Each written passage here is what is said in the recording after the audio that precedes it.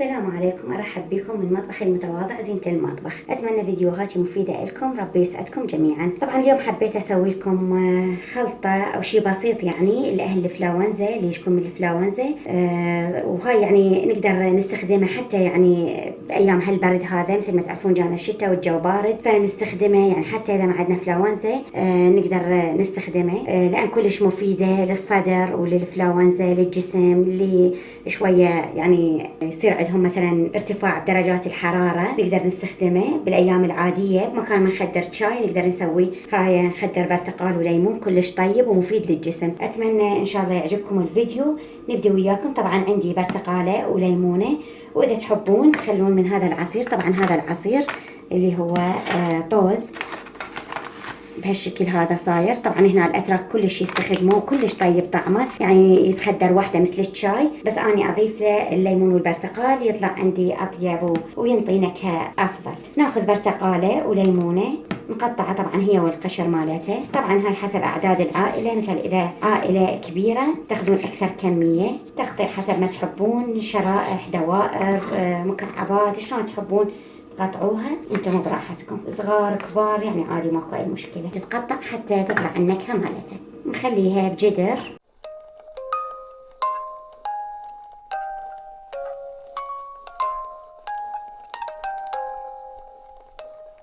هاي بعد ما كملناها تقطيع طبعا هي والبزر مالتها، بس نسيت فقره، يعني اهم شيء يكون القشر خفيف مالت البرتقال والليمون، ما ينطي مرار. القشر الثخين هو اللي ينطي مرار، سبحان الله. هذا الابيض اللي يصير بالقشر هو اللي ينطي المرار. بسم الله. نضيف المي حسب مثل ما قلنا حسب اعداد العائله. هنا تكفيني تقريبا 3 اكواب. راح اخلي له اني ملعقه كوب من هذا العصير. طبعا هذا على مود ينطيها لون وطعم كلش طيب، واللي ما متوفر عنده ما يضيف لي اياه، اي يعني بس الليمون والبرتقاله. راح اخليها على الطباخ، نخليها تغلي فد شي دقيقه مو اكثر، بس تذب الطعم مالتها والفايده بالمي، وناخذها ونرجع لكم ان شاء الله نشوفكم الطريقه. هنا رجعنا لكم بعد ما صارت عندي بهالشكل. طبعا هذا البخار مالته كل الزين لاهل الانفلونزا، يعني شلون نستنشق البخار مالت هاي المغلي مالت الليمون والبرتقال.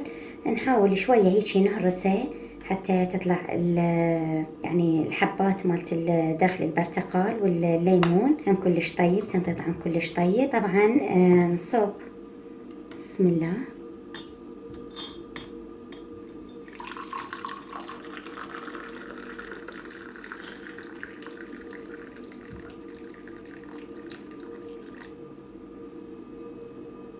بهالشكل نخلي له يا اما شكر، يا اما حسب ما تحبون انتم، او شكر او عسل، ينطيها طعم ونكهه كلش طيب. اتمنى تجربوه ويعجبكم، والف صحه وهنا علينا وعليكم يا رب. تحبون تخلون من هاي القطع هم داخل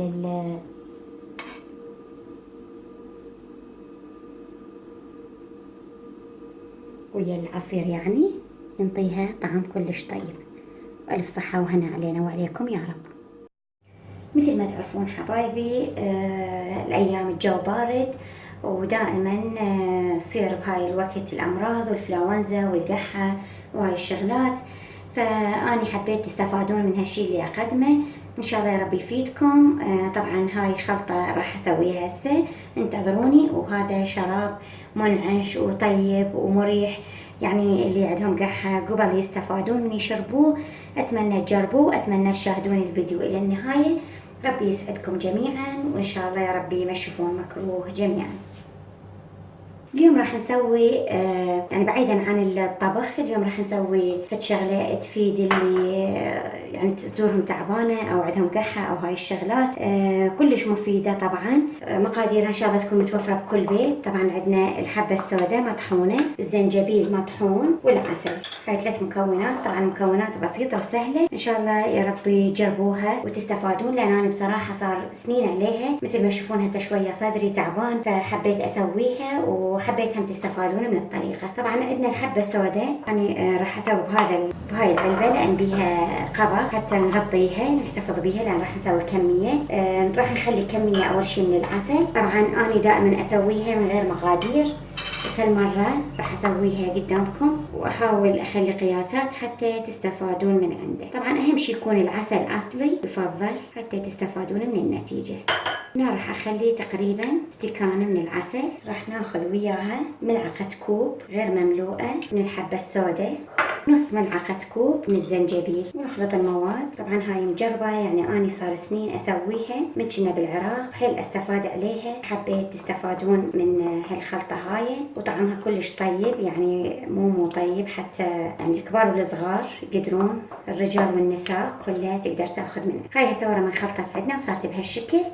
ناخذ الصبح ملعقة شاي وبالليل ملعقة شاي. طبعا الصبح على الريق وبالليل ناخذها قبل ما ننام. طبعا هاي كلش تهدئ القصبات، تريحها، وكلش مفيدة للجسم، وبها اشياء مضرة مثل ما تعرفون العسل والزنجبيل والحبة السوداء. بس اهم شيء يعني يكون الطحن مالتكم تطحنوه ناعم.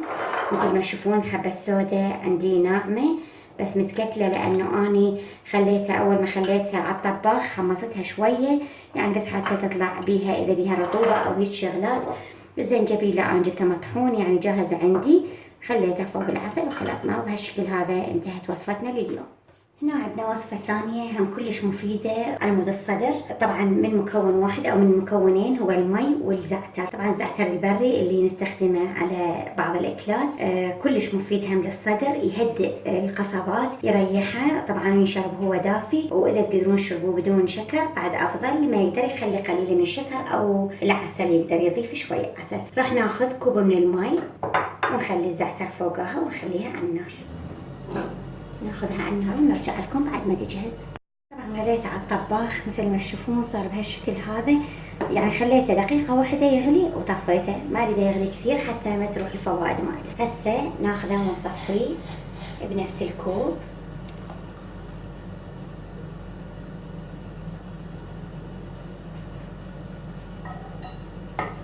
وهذا جهز عندنا نشربه وهو حار. طبعا من الافضل انه نحاول نستنشق البخار اللي يطلع من عنده وبعدين نشربه وهو دافي. والف صحة وهنا علينا وعليكم. وطبعا لا تنسون اللي عندهم قحة يستخدمون كاكاو، اي نوعية من الكاكاو موجود، بس يفضل انه يكون سادة لانه كثير زين، يعني شلون احنا نقول يدهن الزردوم، بفوائد كثيره كاكاو. طبعا للقحه مهدئ كلش، يعني تقدرون تسووا يعني الكاكاو الطوز تسووا ويا الحليب وتشربوه، او نسكافه او هذا الكاكاو. بس هذا الكاكاو افضل شيء، او الساده يكون افضل لكم، يعني تاكلوه هيجي راح ترتاحون بعدها. وان شاء الله الف صحه وهنا علينا وعليكم، والف عافيه عليكم ان شاء الله، يا رب ما تشوفون شر ولا مكروه.